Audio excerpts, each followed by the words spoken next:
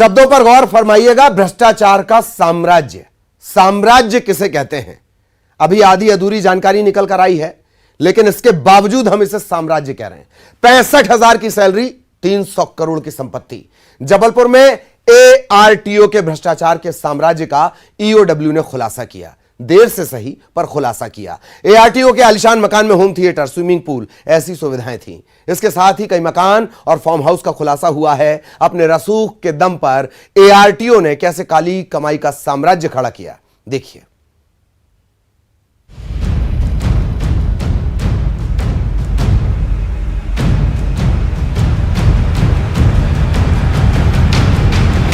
महल के जैसा आलीशान मकान, होम थिएटर, स्विमिंग पूल, शानदार बाथरूम, महंगी कुर्सियां, लग्जरी कार, ऐशो आराम का पूरा इंतजाम।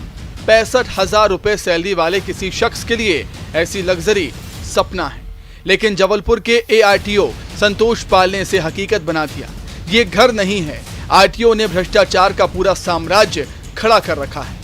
एआरटीओ के ठिकानों पर जब ईओडब्ल्यू की छापेमारी में काली कमाई का ऐसा खुलासा हुआ कि किसी के भी होश उड़ गए। जबलपुर के विजयनगर शताब्दीपुरम स्थित घर के साथ ही एआरटीओ संतोष पाल के 5 मकान, चरगवा रोड पर एक फार्म हाउस और 4 गाड़ियां मिली हैं। इसके साथ ही घर से 16 लाख रुपए कैश भी मिला। एक नजर आरटीओ की काली कमाई पर डालते हैं। मकान पीपी कॉलोनी 1247 वर्ग फीट, मकान शंकर शाह वार्ड 1150 वर्ग फीट, 2 मकान शताब्दीपुरम 10,000 वर्ग फीट, मकान कस्तूरबा गांधी वार्ड 570 वर्ग फीट, मकान गढ़ा फाटक 771 वर्ग फीट, फार्म हाउस ग्राम दीखा खेड़ा 1.4 एकड़, लग्जरी कार का जखीरा। एआरटीओ की काली कमाई की पूरी लिस्ट नहीं है ये। फिलहाल जांच जारी है और उम्मीद की जा रही है कि और भी संपत्ति का खुलासा होगा। ईओडब्ल्यू एसपी के मुताबिक आय से अधिक संपत्ति की जानकारी के बाद ये कार्रवाई की गई। बताया जा रहा है कि संतोष पाल की सैलरी करीब 65,000 रुपये है और इसकी पत्नी की सैलरी 55,000 रुपये, जबकि 10,000 वर्ग फीट में बने आलीशान मकान की कीमत ही 4 करोड़ रुपये आंकी जा रही है। इस लग्जरी मकान में ऐशो आराम के हर साधन मौजूद हैं, जिसमें होम थिएटर जैसी लग्जरी सुविधाएं भी शामिल हैं। बताया जा रहा है संतोष पाल के पास आय से करीब 650 गुना ज्यादा संपत्ति है। ये 300 करोड़ रुपए से ज्यादा की संपत्ति का मालिक बताया जा रहा है। मौके पर अभी सर्च कार्रवाई जारी है। मौके से जैसे ही टीमें लौटती हैं और उसके बाद जो भी दस्तावेज या निवेश की जानकारी मिली है, उसके आकलन के बाद इसके बारे में अंतिम जानकारी बताई जा सकती है। फिलहाल अभी तक क्या अभी जो जांच में आया था, जो शिकायत आई थी, इसका सत्यापन कराया गया था। वो शिकायत सत्यापन पर यह पाया गया था कि जो इनके और इनकी पत्नी के आय के वैध स्रोत हैं, उसकी तुलना में लगभग 650% संपत्ति इनके द्वारा अर्जित की गई है और व्यय किया गया है। उसके आधार पर जो है आय से अधिक संपत्ति का मामला पाए जाने से भ्रष्टाचार निवारण अधिनियम की धाराओं में प्रकरण पंजीबद्ध किया गया और प्रकरण पंजीबद्ध करने के उपरांत इनके निवेश और संपत्तियों की जानकारी को जुटाने के लिए माननीय न्यायालय से सर्च वारंट प्राप्त करके सर्च कार्रवाई कल रात में 3 टीमों के द्वारा अलग अलग 3 स्थानों पर शुरू की गई है, जो मौके पे भी जारी है। सर कुछ गहने, सोने के गहने, चांदी? हाँ, मिला है, सोने के चांदी गहने मिले हैं, कुछ कैश मिला है। इसके अभी इसका वैल्यूएशन करा रहे हैं और वैल्यूएशन के बाद इसका अंतिम जानकारी। एआरटीओ संतोष पाल अपने रसूख राजनीतिक संरक्षण में जबलपुर में बीते 4 सालों से ज्यादा समय से पदस्थ है। इस दौरान इसके खिलाफ कई शिकायतें आईं, लेकिन एआरटीओ को हटाया नहीं जा सका। इसके रसूख का अंदाजा इस बात से लगाया जा सकता है कि बीते साल इसके ट्रांसफर की बात सामने आई थी, लेकिन बाद में ट्रांसफर ऑर्डर कैंसिल हो गया। अपने रसूख के दम पर एआरटीओ ने अपनी पत्नी रेखा पॉल को आरटीओ दफ्तर में ही क्लर्क की नौकरी पर रख लिया। बताया जा रहा है कि इसके कई रिश्तेदार भी आरटीओ के कामों में ठेका और पार्टनरशिप में शामिल हैं।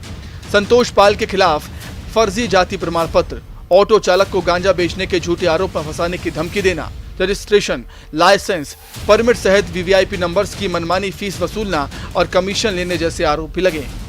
इसके खिलाफ कोर्ट में भी याचिका दायर की गई। एआरटीओ संतोष पाल के खिलाफ लगातार शिकायतों के बाद भी कार्रवाई नहीं की गई। बताया जा रहा है कि इसकी पहुंच कई मंत्रियों तक है। ऐसे में अगर एआरटीओ की काली कमाई की सही तरीके से पड़ताल की जाए तो कई रसूखदारों की पोल भी खुल सकती है। प्रतीक अवस्थी, न्यूज़ 18 जबलपुर। और एआरटीओ के जिस मकान पर ईओडब्ल्यू ने छापे की कार्रवाई की है, उसे वैसे मकान कहना ही गलत है। महल पीछे हैं, उसके आगे महल पीछे हैं। ऐशो आराम के हर इंतजाम थे। तस्वीरें देख लीजिए, होम थिएटर, स्विमिंग पूल। इससे अंदाजा लगाया जा सकता है कि पद पर रहते हुए ARTO ने किस कदर भ्रष्टाचार किया होगा।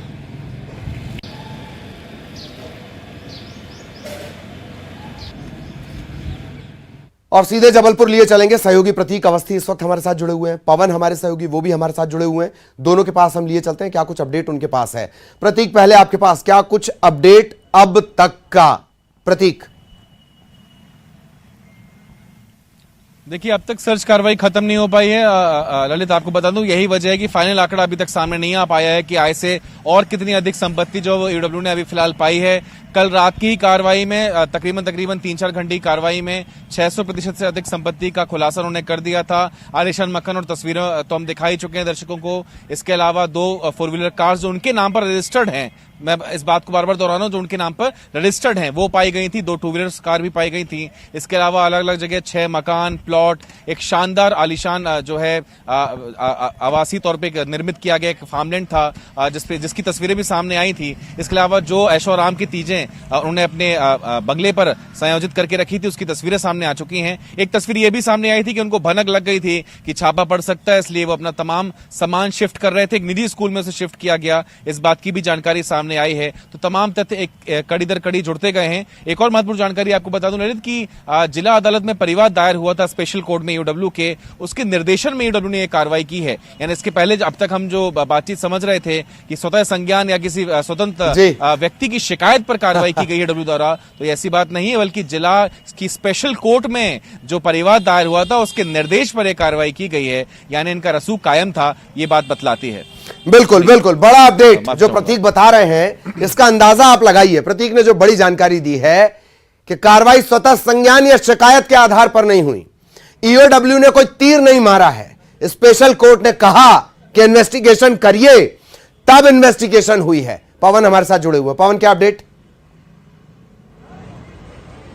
जी ललित, बिल्कुल अपडेट में फिलहाल अभी यही है कि जिन रसूखदारों के जो करीबी थे उनके यहाँ पर पे ईओडब्ल्यू की टीम पहुंची है जांच करने के लिए, लेकिन अभी तक उन्होंने क्या पाया है इस बात का खुलासा नहीं किया गया। अब मसला दरअसल ये है कि इस पूरी जानकारी जो अभी तक सामने आ रही है, जो भी जानकारी हमने दी है ईओडब्ल्यू की तरफ से या सूत्रों की तरफ से जो भी जानकारी आई है, उसको साक्ष्य के आधार पर पुष्टि करने के लिए ईओडब्ल्यू प्रयास कर रही है कि तमाम सबूत, गवाह, साक्ष्य, जो भी तथ्य मिल सके उन्हें भी एक तरह से पूरा इकट्ठा किया जाए और साथ में जिला कोर्ट में उसको जमा कराया जाए, यानी प्रस्तुत किया जाए, ताकि जो भी कार्रवाई हो रही है या जो भी जानकारी सामने आ रही है, तथ्य सामने आ रहे हैं, उसकी पुष्टि की जा सके और आगे की कार्रवाई में फिर आरटीओ संतोष पॉल ये कहकर ना बच सके कि ये सारी चीजें हमारे साथ नहीं है या इनसे हमारा कोई कनेक्शन नहीं है। तो महत्वपूर्ण ये है कि जो भी जानकारी आ रही है या तथ्य साक्ष्य आ रहे हैं उनको पुख्ता करना बेहद आवश्यक है और इसी प्रयास में ईओडब्ल्यू की टीम लगी हुई है। फिलहाल अधिकारियों ने कहा है कि अब जो जानकारी आएगी वो जांच पूरी होने के बाद ही स्पष्ट की जाएगी। बिल्कुल बिल्कुल।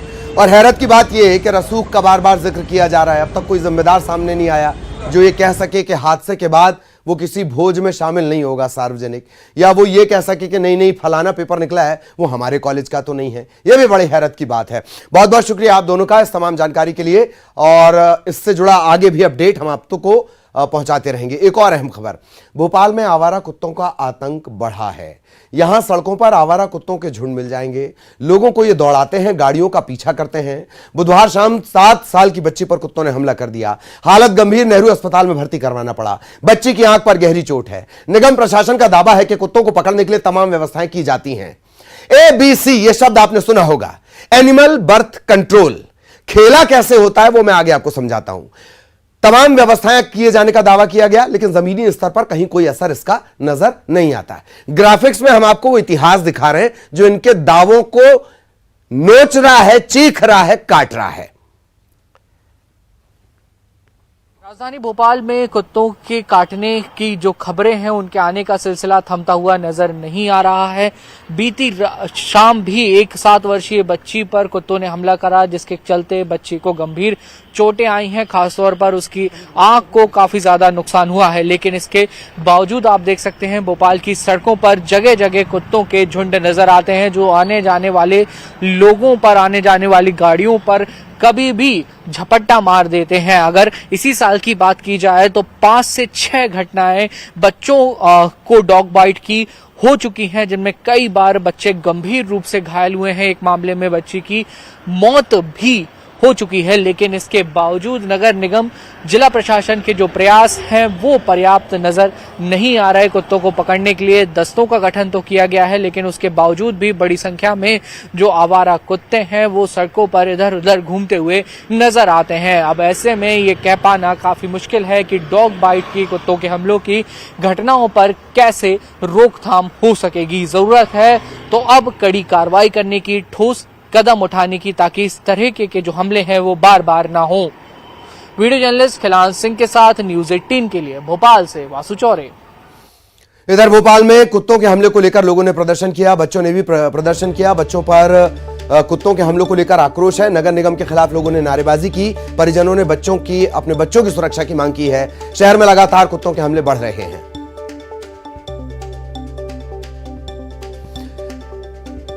सीधे सहयोगी रंजना के पास आपको लिए चलते हैं। रंजना, बहुत शॉर्ट में निगम को जवाब देना होगा।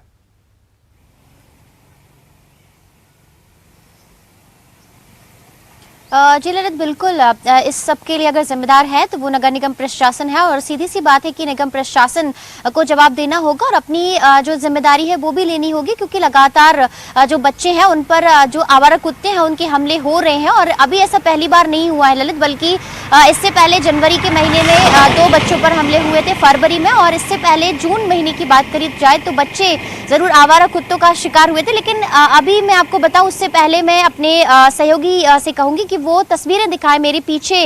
लाइव के दौरान आप देखेंगे कि आवारा कुत्तों की हम बात कर रहे हैं ललित, और जाहिर सी बात है कि हर जगह पर इस तरीके से जो कुत्ते हैं उनका आतंक देखा जाता है और देखा जा सकता है अभी फिलहाल तस्वीरों में भी, क्योंकि यहाँ पर भी जो कुत्ते हैं वो आपको दिखाई दे रहे हैं। लेकिन यहाँ पर यही बात है कि हर बार जो नगर निगम प्रशासन है, जो अधिकारी है, वो इस तरह की बातें करते हैं कि जो एनिमल बर्थ कंट्रोल सेंटर है उनकी संख्या बढ़ाई जाएगी, आवारा कुत्तों पर लगाम लगाई जाएगी, उनको एक सेंटर में भेजा जाएगा और नसबंदी करने का जो आंकड़ा है वो भी बढ़ाया जाएगा। लेकिन ये बातें धरातल पर कहीं भी सच साबित होती हुई दिखाई नहीं देती हैं। जब हमला होता है तभी अधिकारियों की सक्रियता दिखाई देती है, लेकिन उसके बाद हालात वही हो जाते हैं। बहुत बहुत शुक्रिया रंजना, वक्त की कमी है। रंजना विस्तार से जानकारी दे रही थी। अगली खबर का रुख करेंगे।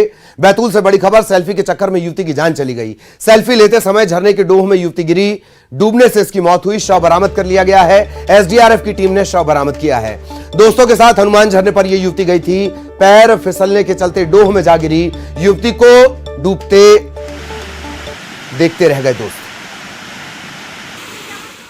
बुलेटिन में इतना ही। नमस्कार।